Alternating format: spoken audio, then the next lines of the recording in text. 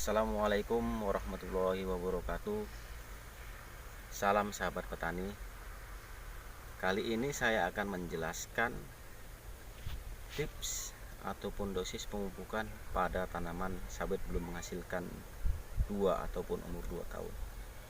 Sebelumnya ada pertanyaan, Mas, lanjutkan lagi, macam mana untuk pemupukan TBM2, berapa sih dosisnya?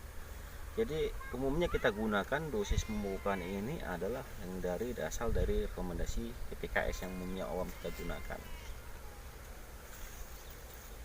Ini adalah tanaman sudah berumur 12 bulan, umur setahun lebih. Berarti masuk di Desember, masuk di bulan tahun depan 2021 ini sudah masuk masa TBM2. Jadi apa sih yang harus petani pahamin dalam hal pemupukan kelapa sawit? Yang harus dipahamin itu adalah 4T. Apa sih itu 4T? Tepat dosis, tepat jenis, apa sih jenis pupuknya yang digunakan pada tanaman TBM? Bisa tunggal, bisa juga majemuk.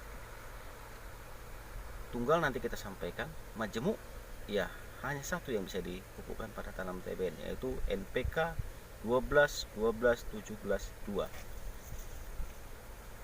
Kemudian yang ketiga, tepat waktu. Kapan sih dilaksanakan pemupukan itu? Pemupukan dilaksanakan pada kondisi tanah lembab. Dilarang memupuk petani pada musim kemarau ataupun panas, karena berdampak kepada penguapan yang cukup tinggi pada tanaman kelapa sawit ini. Sehingga kalau petani memupuk pada musim kemarau, kalau dibilang percuma, buang-buang biaya. Jadi apa yang dipupukkan tadi hanya sedikit, tanaman ini bisa menyerap dan bahkan lebih fatal lagi. Dan yang terakhir itu adalah tepat sasaran.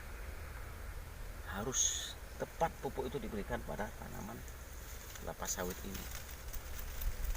Mana ditempatkan di dalam piringan harus bersih, itulah yang harus dilaksanakan pada petani sebelum melakukan pemupukan. Oke, lanjut saja, kita langsung saja. Apa sih pupuk yang diberikan pada tanaman ini umur 2 tahun? Jadi kita di sini menggunakan pupuk tunggal.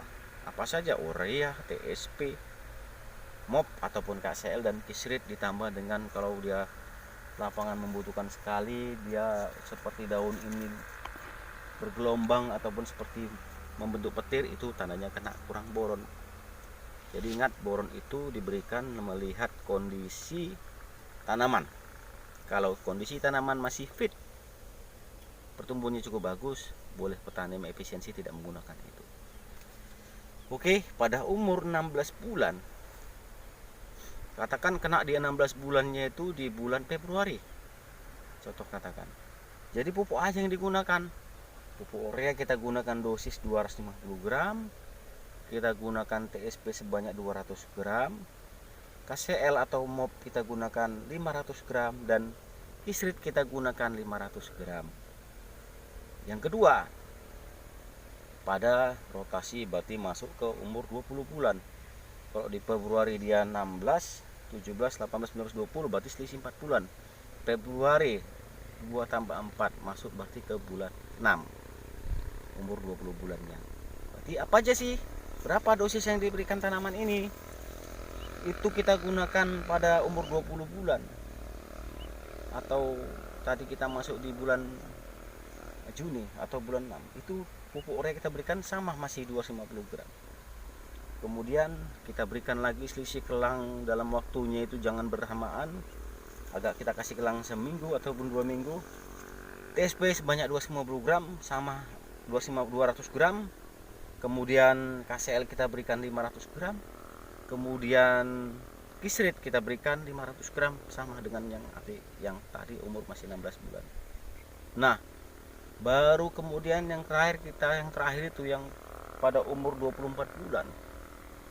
Umur 24 bulan dari bulan 6 tambah 4 berarti bulan 10.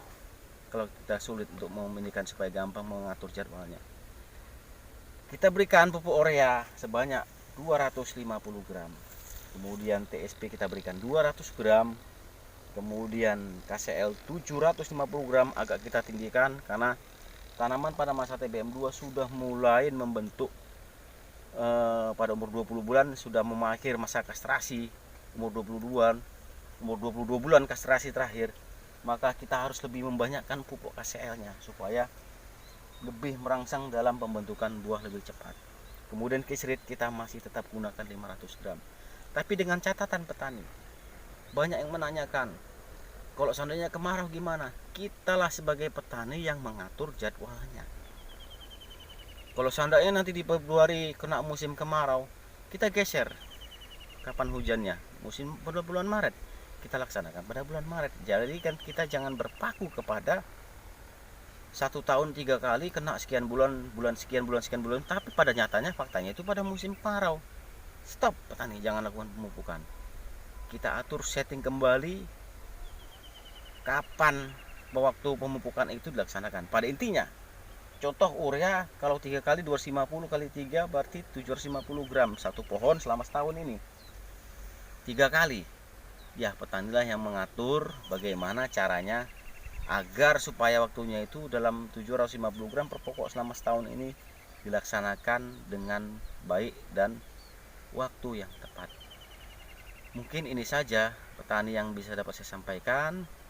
Ya, terakhir ingat, sebelum melakukan pemupukan, bersihkanlah dulu piringan, kemudian aturlah cara pemupukannya yang baik dan benar, atur waktunya, kemudian dilarang mengkompon ataupun mengoplos pupuk tadi menjadi satu, saat jadi satu dioplos dipupukkan memang bisa, tapi kita khawatir dalam hal tadi 4T tadi kurang tepat. Bisa jadi dalam waktu pencampuran pas, tapi dalam penaburan tadi si pekerja kurang memenuhi standar yang diminta. Jadi yang disarankan lebih baguslah petani memupuk tunggal saja tanpa dioplos agar supaya tanaman ini lebih cantik, karena yang kita berikan dosisnya itu lebih tepat sasaran, tepat dosis. Itu aja, terima kasih. Assalamualaikum warahmatullahi wabarakatuh. Salam sahabat petani.